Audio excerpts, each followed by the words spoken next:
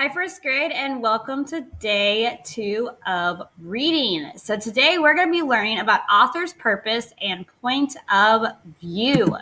So your learning target today are I can identify an author's purpose and point of view, and I can read high frequency words. So author's purpose. So when authors write, they have a reason for writing. They think about this reason when they decide how to tell the story. So I'm going to read this little excerpt from The Hare and the Tortoise. So being the most talented doesn't always mean that you'll come out on top. Hard work is more important. Slow and steady wins the race. So the author shows that the hare likes to brag and laugh at others, while the tortoise works hard and keeps trying his best.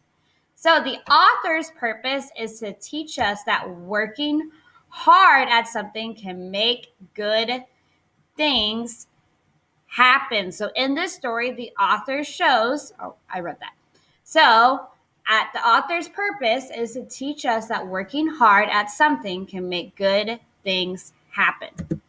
So I'm going to read Anne's Trip to the Stars, and it is in your textbook starting on page 54.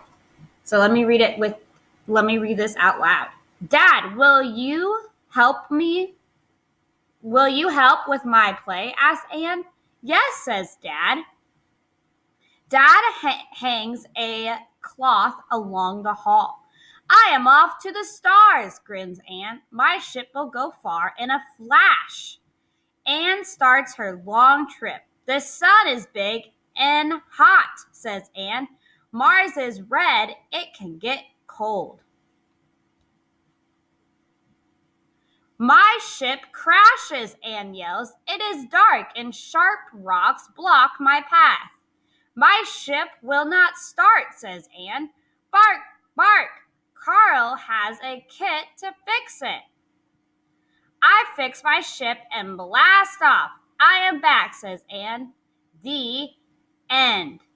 Dad claps, Mom claps, Ben stands and claps, and Carl barks. Thanks, said Anne with a big grin. So, I want you to know that good readers ask themselves questions to figure out an author's purpose. So a reader can ask, like you, why did the author write this story? Well, I want you to understand that the author wrote this story to entertain the reader. And the author made the girl character be the one who is telling the story. It is told from her point of view. So how can you tell that Anne is telling the story? Well, the author uses the word I, and this is what Anne would say if she were telling the story. All right, so now do you remember You Can Do It, Sam, the book that we read today? Well, the author's purpose of that book is to encourage children that they can do it and that things might not look as scary as we think they are. So that could be the author's purpose of You Can Do It, Sam. So your high frequency words this week are again, which is spelled Again, and I like that game. Let's play it again. Then you have two words, feel, F-E-E-L, and house, H-O-U-S-E. They feel sad that they're selling their house. And then you have know, K-N-O-W, and say, S-A-Y. I don't know what to say about that.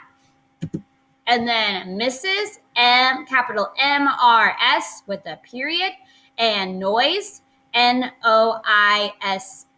Mrs. Frank heard a loud noise.